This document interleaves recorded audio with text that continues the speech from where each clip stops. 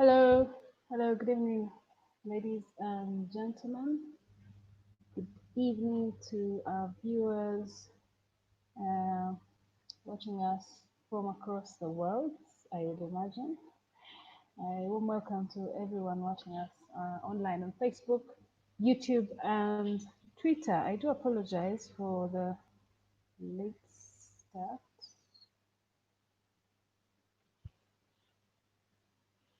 I do apologize for the late start. I'm only waiting for my guests.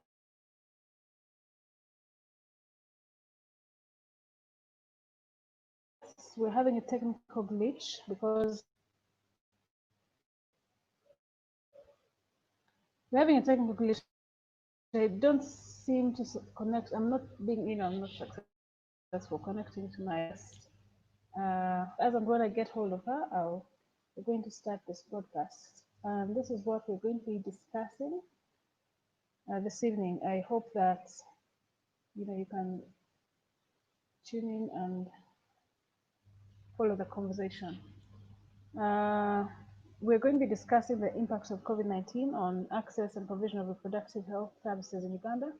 My guest this evening is the country representative of Population Services International, Dr. Dorothy Balaba. I honestly don't know why I'm unable to connect to her. Um, I guess that's technology for you. But please stay tuned. I've been trying to get hold of her since 4 p.m., but we'll keep trying. If you have any questions, concerns, or comments regarding the topic, you can already start sending. Oh, okay. I think I can see her. Let's see. Let's see. She's come on. Yeah, now I can see her. All right, doctor. Sorry. Yes, I can see. I don't know whether I'm muted. Wait, let me see. Maybe.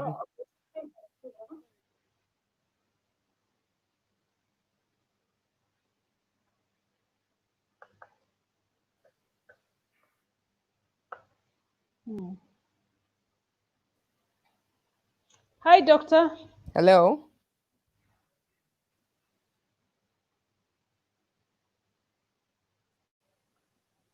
Hi, doctor. Can you see me? Can you hear me? Yes, I see you and I hear you. Great. Thank you so much. I'm very sorry. Apologies for the technical glitches because I think that you were in time, but you couldn't seem to get to me, and I couldn't seem to get to you as well. Apologies for that.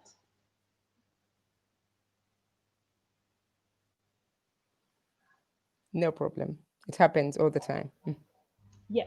All right. So we're discussing the impacts of COVID-19 on access to and provision of reproductive health services in Uganda. Of course, to our viewers, I'm hosting Dr. Dorothy Byansi Balaba, who is the country representative of Population Services International. Doctor, first of all, could you just start by unpacking for us what reproductive health is? It sounds like an academic phrase or term. So for people that might not really appreciate or understand what reproductive health is, could you just help us start by defining what it exactly means and entails?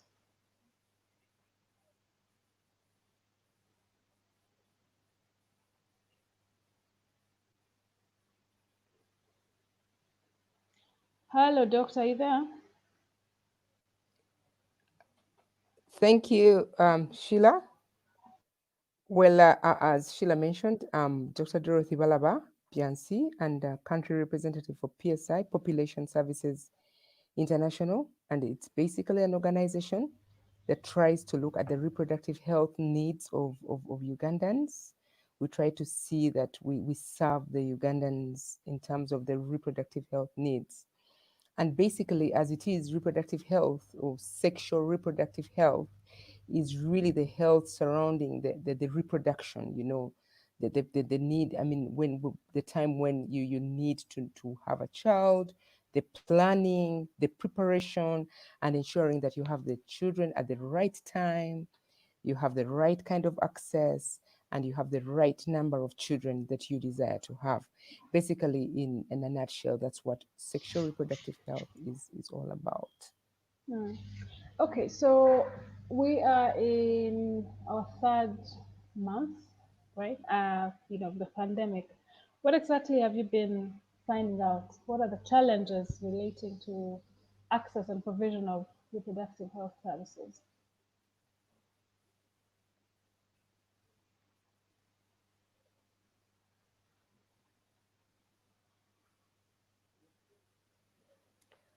Thank you very much for that question. And I know that a lot of talk has been around both in the formal and in the informal sector. There are a lot of jokes that have been passing around, talking about couples at home, people at home. Maybe there's going to be a family. I mean, maybe there's going to be so much sex, and therefore that equals to pregnancies, planned or unplanned. So basically, when we talk about the COVID, and we know that the pandemic, when it started, there was no one was prepared for it in the first place. So no one had planned ahead of time to know that maybe let's talk, let's ensure that our services are in place. So it took everyone by surprise.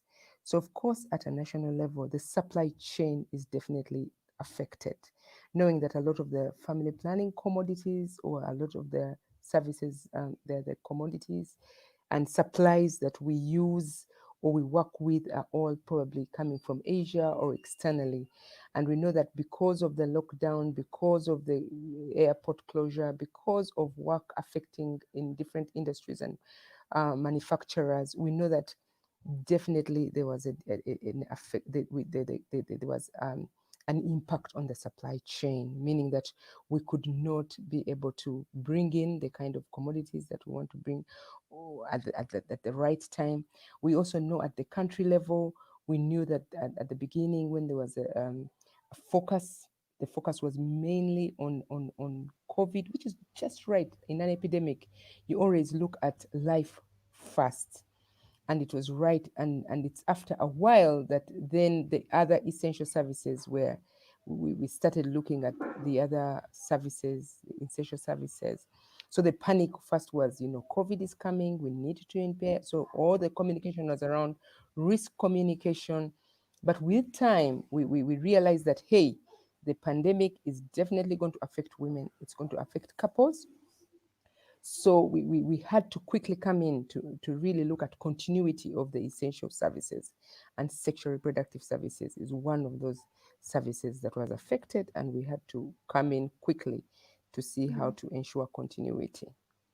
Right. And how Yeah. in specific terms, how are women affected? Do we know? Probably it's too early, but do we know how or how many women have been affected? How many women are accessing family planning services? How many are now accessing family planning services? I don't know.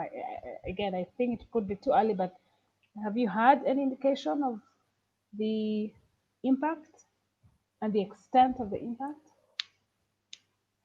Well, hard data now, it's too early to tell, it's too early to know, but we know that definitely from the providers we are working with, from the districts we've been supporting, we know that definitely, especially the more vulnerable women who actually need services, we know that this has been affected. If you look at Uganda, without the pandemic, we have an unmet need for family planning services of up to 28%. That means that people need family planning services but do not have access to it for one reason or other. Either they can't access the facilities, or they don't know how, So that is one. So with the pandemic, we expect that now we have a higher unmet need because of the logistical or the disruptions that were brought about by the lockdown. So we also are worried about the discontinuation rate, because you know that many of our women are on short-term methods. Therefore, they need probably every month or every 3 months. So we anticipate that the disruptions could have caused discontinuation, meaning that although I was using an injection, I now cannot access the facility, or I fear to go to the facility because I fear that they are COVID, or I could acquire COVID there. So we know that this is likely to affect the access to contraceptive or access to family planning. But in our data, though, we see very interesting trends so far. Like, for example, in April, when we tried to pull together different partners like PSI and other reproductive health partners came together with the Ministry of Health under the umbrella of Uganda Family Planning Consortium. And we tried to see how do we ensure, because a lot of our services were outreach services where we go down to the women. Other services were really coming from higher centers to lower center, and all this stopped in sort of like towards end of March. But some of the trends we're seeing in some of the clinics that we support, we see that there was sort of like a spike, an unusual spike in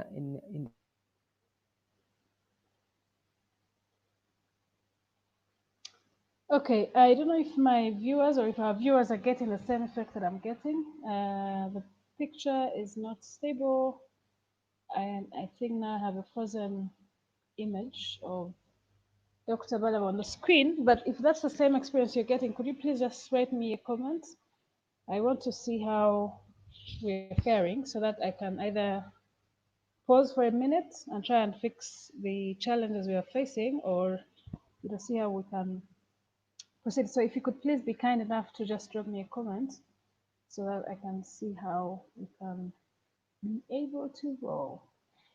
All right, so let me try and get hold of Doctor again.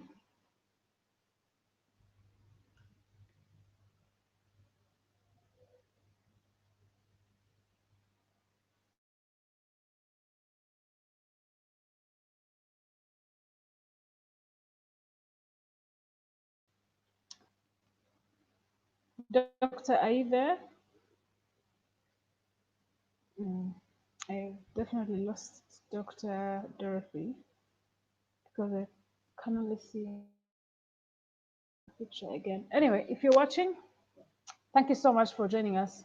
This is Sheila's Digitalks. Every Sunday, we host one or two guests to try and discuss trending issues, pertinent issues that are affecting us in our communities. And this evening, we are discussing the impacts of COVID-19 on access and provision of reproductive health services in Uganda. And she's been very candid and clear on the fact that women now are facing more challenges, and the unmet needs, the percentage of the unmet needs right now currently stands at 28%. So women cannot go to, or have not been able to go to, health centers to access family planning methods, either because of the lockdown or lack of resources, but also in terms of the health centers that are supposed to sort of administer the services or give the services. There's been a disruption in the supply chain because borders are closed, airports are closed. So the supply chain has been distorted, which means there's limited access and provision of health, of family planning services. But also, very importantly, that the knowledge. Oh, okay. I think I see her again. Let me try and add her. All right, doctor, are you there?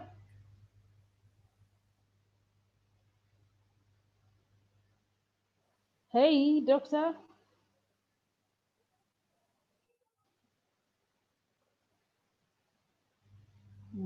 Okay. This is yeah, unprecedented. yes, something Apologies. happened to my internet. Yeah, sorry. Apologies for that. Okay, so you were telling me there's been disruption in the supply chain, right? In the production and distribution of. Okay, I apologize, guys. Let me see if I can.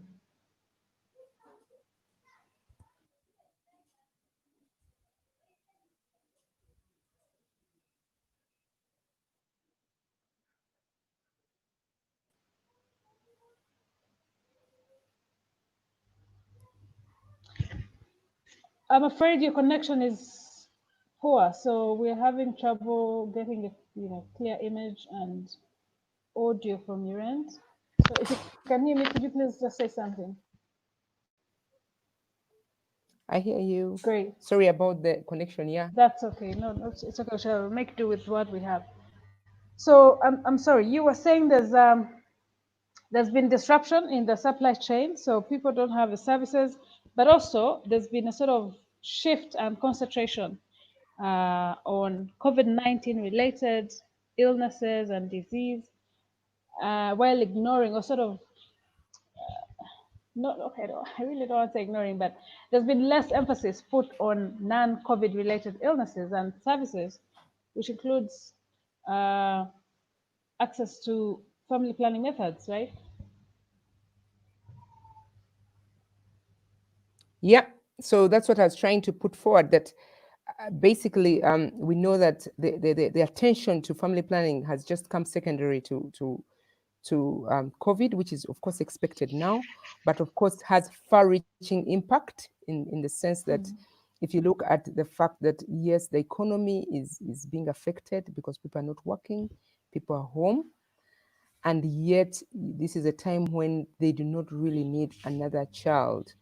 But because of access, because of poverty, because of many other failures that at the health systems we've caused, or other failures, you find that then you may find that they have unexpected pregnancies or unplanned pregnancies. And basically, that is our biggest fear. And that's why we are all up trying to see how we can address or try to salvage what is that we can do in the remaining time. Okay, so again, we have. I don't want to sit here and assume that everyone understands what we're talking about. But what if we talk about reproductive health services? How does family planning or reproductive health services look like right now? What exactly are women looking out for? What do they need, and what is lacking?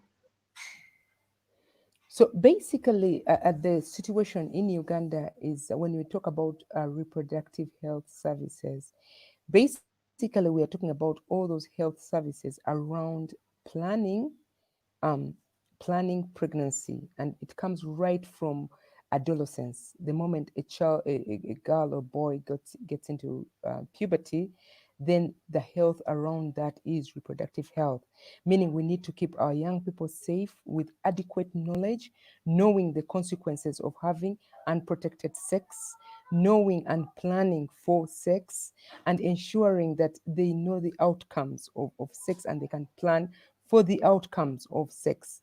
So basically, the whole health around this area is what we term as reproductive health.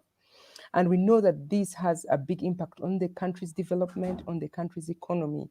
If we don't plan our families right, then we always fall into a lot of challenges, even at national, both at family level, but more so at the impact is felt greater at the country level. The impact of family plan of lack of planned families impacts, because then the resources must be clearly aligned to the population growth. So the health matters. It really, many times people boil it down to contraceptives, adolescent sexual reproductive health, but it has far-reaching impacts on our development.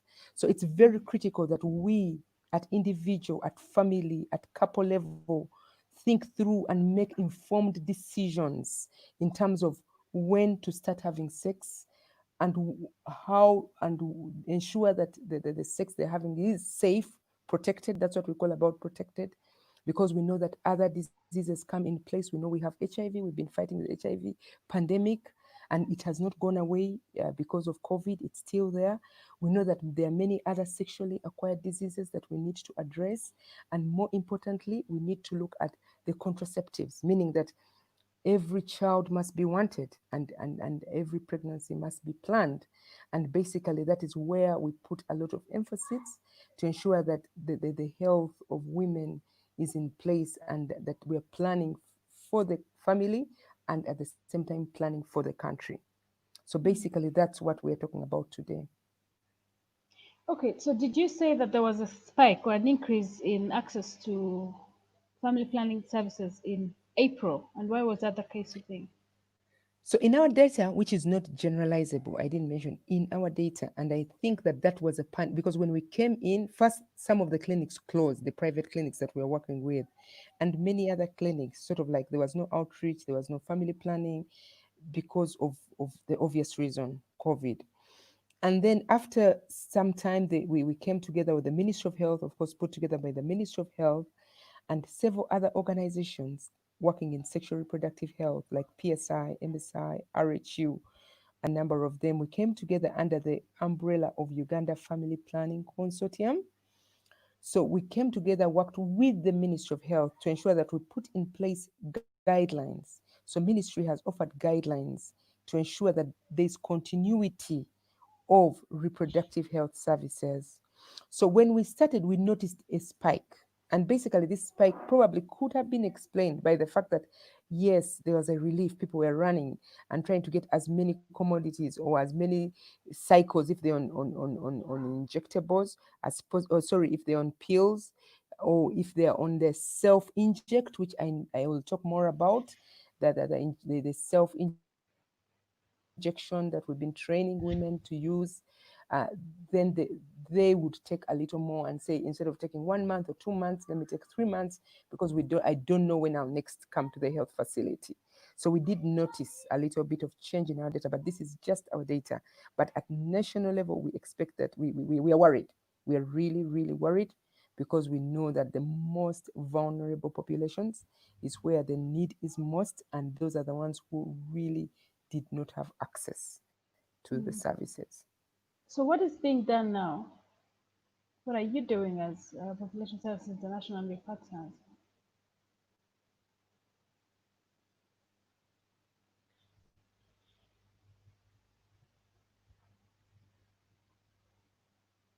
Hi, doctor, are you there?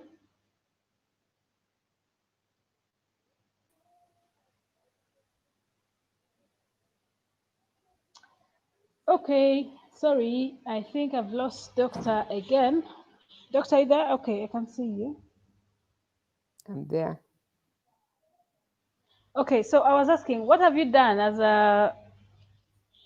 Population Service International and your partners to sort of curb or address the fears that you point out? so a number of modifications, we're calling them modifications, have been put in place by PSI and partners. And basically, we were looking at how else can we reach these women? How else can we get there? Because now there was a lockdown, people couldn't get to services. So there are a number of initiatives that we have put in place. One is we're using the borders, safe borders, and this is to ensure the supply chain, to ensure that commodities get to the women. So the borders were delivering products to the pharmacies and the drug shops to ensure that the supply chain at least was not disrupted. Then we have looked at different interventions, online interventions. We've looked at Jumia to include condoms. Safe Border now includes a range of family planning commodities. This was supported by UNFPA and other partners to ensure that we have a catalog of some products on the Safe Border. Then I know that we've also had some digital interventions where we've tried as much as possible to ensure that access to information and we have what we call the platform 161. You call 161 on Airtel, and when you call 161, we've put provision where you can get more information on COVID, but also more information on family planning. It gives you information on the different methods and where you can actually access these methods. So the digital method is going on. So also at the same time, PSI and partners, we supported Ministry of Health in the communication to ensure that we integrate family planning communication in generally in the risk communication, and we did a good job here to ensure that more and more women are reminded that, hey, as you're home, yes, there's a lockdown, but please remember that you can get pregnant. Please remember that services are still available. Please remember to plan in this hard economy, and remember to plan your family. So we've done a lot of communication. We've done a lot of digital interventions. We also partnered with the Kampala City Council. Kampala is a very unique district because it's the capital.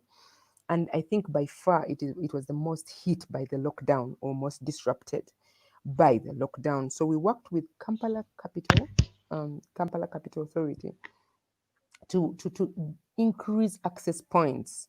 So we've been working with the different facilities in Kampala to ensure that we increase access, we get the access nearer to the women.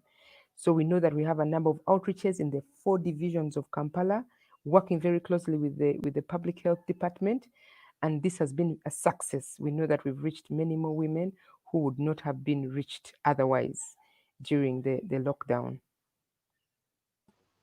All right, so just a quick reminder to our viewers, in case you've just joined us, you are watching Sheila's Digitalks, an online show that brings to you conversations that matter straight in the palm of your hands. And we encourage you to ask as many questions as you can, because that's really the gist of Sheila's Digitalks. You put the power in your hands and in your palms to ask the questions, real-time questions, to my guests.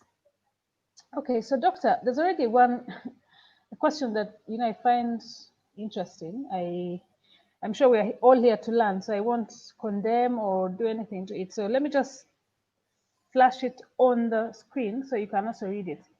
Timothy Hope Muhozi on Facebook, he say, unwanted, why enter the swimming pool if you did not want to get wet? I guess this is an unfortunate view that is held by most people. But let me put it to you, doctor. Most people think that anyone who gets pregnant should be willing and should be able to take care of the pregnancy.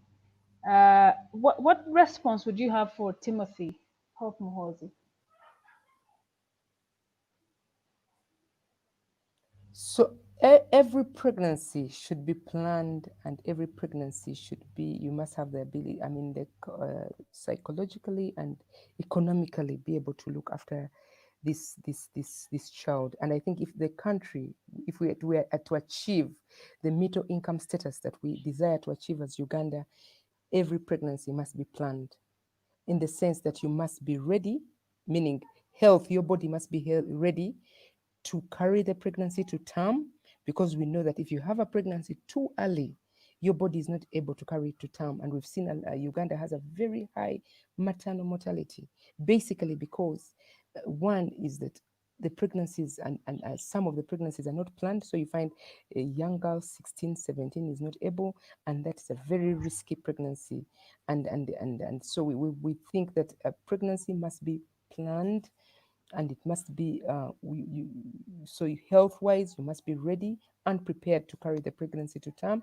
Two, economically, you must be able to deliver this child in a health facility, and you must be able to look after this child to university level.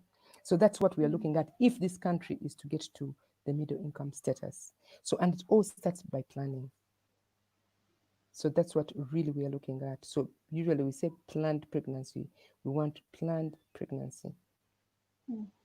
Okay, doctor, I'm sure you've also met challenges with especially the policy from the Anglican Church or the Christian sort of stand that family planning is not an option. They have said, well, it is an option, but they've said the out of the family planning services available, people should be able to only abstain. I don't know how Population Services International harmonizes their view or their stand with what most believers might think is the correct option. How do you? Hello, doctor, are Yes, you there?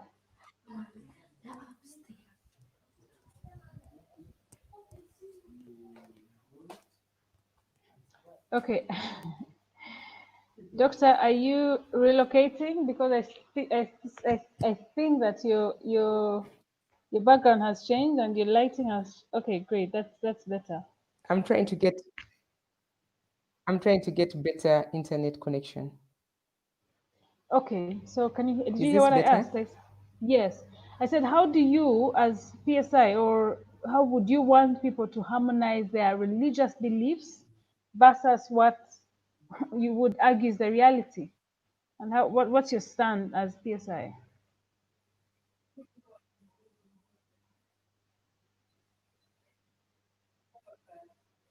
So our stand as PSI, first and foremost, PSI as an institution works within the country policy. We support Ministry of Health. So we work within guidelines, we work within policy. We will not do anything that is outside the country policy. But we believe that issues of reproductive health are issues of decision making. And we know that there are different, people do not come, people come holistically. They have their value system, they have their morals, and they have their health needs. So we do not judge. As PSI, we do not judge. We receive you as you are, and we give you a service to save your life. So at the end of the day, I know that many times, even when we've had dialogues with the religious institutions, many of the religious institutions, by the way, agree with family planning. They do agree.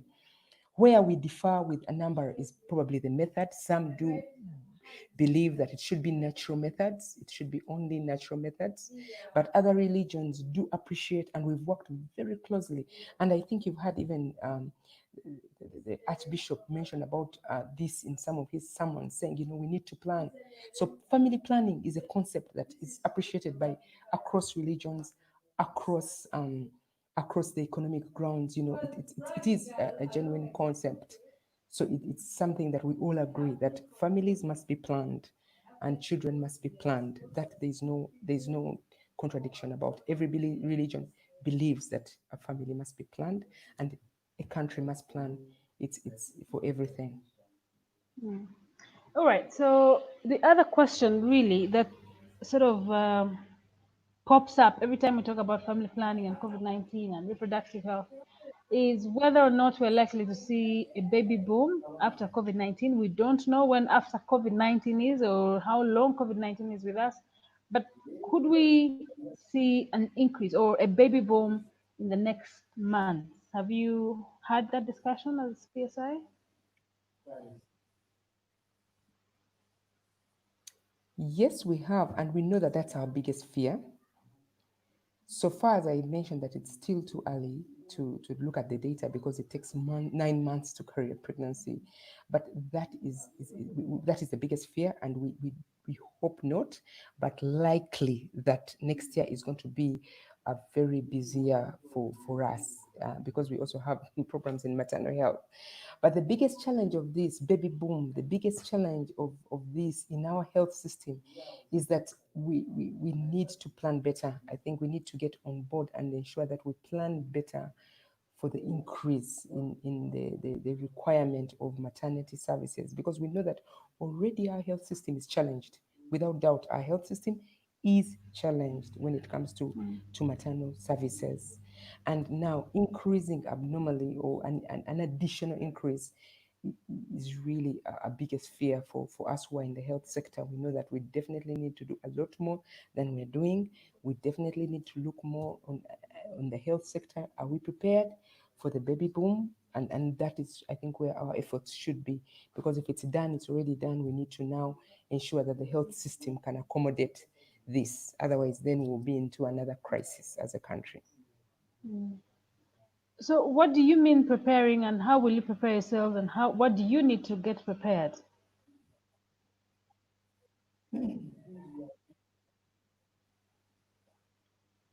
So when I talk about preparation, is that we know that every pregnancy requires antenatal. Every pregnancy requires to visit a health facility.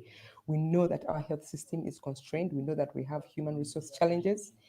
We know that the ratio of doctors to or health workers to patients is quite high in Uganda compared to the standards. We know that any addition, any imbalance that comes in place is something that we really need to plan for. So I think we really need to start planning for human resources, for ensuring that we have the service, the supplies that are required for a clean and safe delivery in a facility. And I think this is for something that we should be looking at and planning for. Okay, so you were talking a lot about the women. I wonder what's the men's role and what should they do? What's your message to the men?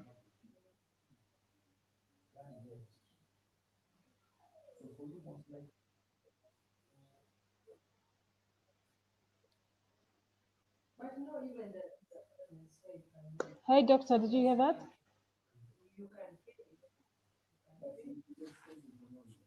That's a very great question, and that's something that we always talk about. We believe that, as I also mentioned, sexual reproductive health is about couples. It's about men and women, and we know that I yes, I did hear the question, and the question is a very great question because we know that reproduction is about men and women. It's not only women. And I know that I must apologize that many times when we talk about reproductive health, we are skewed to women, but that's not right. We should be looking at a balanced view. We must be looking at what role men have to play. And right at the beginning, even in our messages, we really had messages targeting men. Men make, in Uganda, which is really an African state, a lot of decision making is made by men, whether at home or everywhere. We know that men, there's a men decision making. And yes, we want them to be informed. We want them to be part of this decision on planning pregnancies, to be part of the decision on planning pregnancies and ensure that they are ready. As I mentioned, that family planning is about um, being ready, both health and economically ready to carry a pregnancy to term. And so we think that men should be part of this decision. We believe that men should be part and parcel of ensuring that the contraceptive mix, because we know that we do have methods for men and for women. I must acknowledge that they are more skewed to women. I know it's only the condoms that are for men, and we have also the permanent methods, which we also provide as PSI. And actually, we get some men who come in, and this is a very good method for men, especially men who have thought through their family and they think now that they have the right family to raise. We have a number of men that we provide with this method. It's available. And I know that that permanent method for men, usually the challenge is access. The challenge is that people do not have knowledge of it. It's myths and misconceptions. People have a lot of myths and misconceptions about the vasectomy, but it's a very safe method. And increasingly, we are getting more and more Ugandan men coming for the method. The more we do work, the more they learn about it, then they are coming up. So I think it's that is very critical that we have men in this, in the reproductive health, right at the center of reproductive health. Mm. All right, doctor. I wonder Yes. what your closing remarks would be. What message do you have for any Ugandans watching this and those that will be watching the recorded version afterwards? Yeah, usually the message, I classify my message when it comes to sexual reproductive health. The message I have for the young Ugandans, because I know they are the majority who are listening in, the youth, the young, the adolescents. The message I always give, or the message I want to leave with the young people, is one, is that please, we believe that sexual reproductive health is very critical, and it starts at when you're a young person. It starts when you're a youth. It starts when you're adolescent. It doesn't start, planning doesn't start when you're married or when you're old. It starts right when you're young. And the message we do give to you is one, is their methods. One is abstain if you're not ready, and if you're ready to have sex, then plan for it. But the message we have for those who are young is to really abstain. But if you're to have sex, there are different ways of ensuring that you do not get an unplanned pregnancy. So we have methods available, very safe, conducive for the young Ugandans, both men and women, including the condoms. We have the self-injectables, which you can inject yourself, and which are very safe. And we also have the long-acting methods, where you have a method and you have it for 5 years or even 10 years until a time when you're ready, both health, you're ready to carry a pregnancy to term, or even economically ready. So I really think that for Uganda to get to a middle income country, we need to plan right from the couple, from the household to a national level. We do not expect to make plans at national level when we have not planned at a household unit. That is the basic unit of planning. So planning starts at the household. So if we are to get to the middle income, if we are to achieve our strategic development goals, we have to ensure that we plan our population, we plan our families. Every child must be planned, every child must be wanted. Thank you very much. Okay, thank you so much, Dr. Dorothy Balaba Bianchi, the country representative of Population Services International, for sparing time to speak to us and talk to us this Sunday on Sheila's Digitox. We've been discussing the impacts of COVID-19 on access to and provision of reproductive health services in Uganda. Thank you so much, Doctor. And of course, this conversation will continue. Yeah. Again, when we started having this discussion with one of your staffers, Rebecca, it was on the basis that on grounds that mainstream media was not giving emphasis to sort of family planning. A lot of it was on other issues and not family planning and how people are being affected because of COVID-19. But I'm glad that these conversations have been going on and that we shall continue to give them a platform because these are conversations that matter to our country. So thank you so much, Doctor. And thank you very much, Rebecca, as well, from Population Services International for making this talk possible. Doctor, thank you. Thank you very much. Okay. So, okay.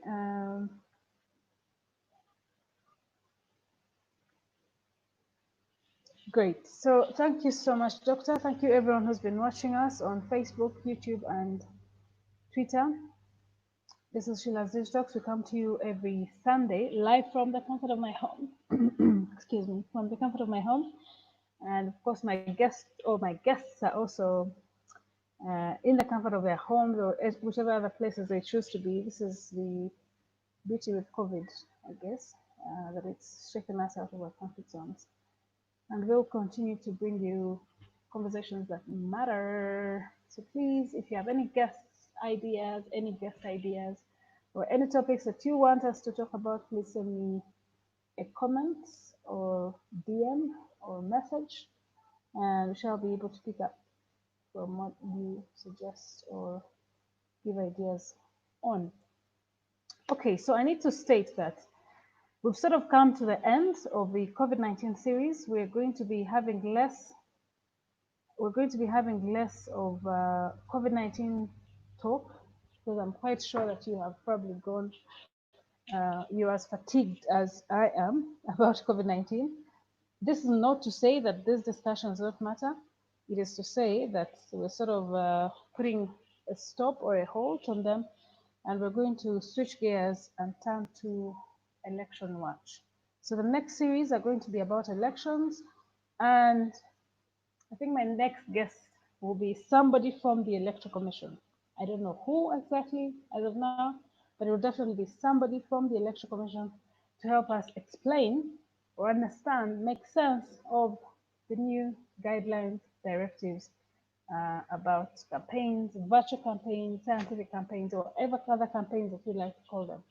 So next Sunday, I will have somebody from the Electoral Commission, hopefully the Electoral Commission chairman or spokesperson, to make sense of the new directives as we move forward. So I'm afraid, well, it's still related to COVID, but I think it will be less about COVID, and more of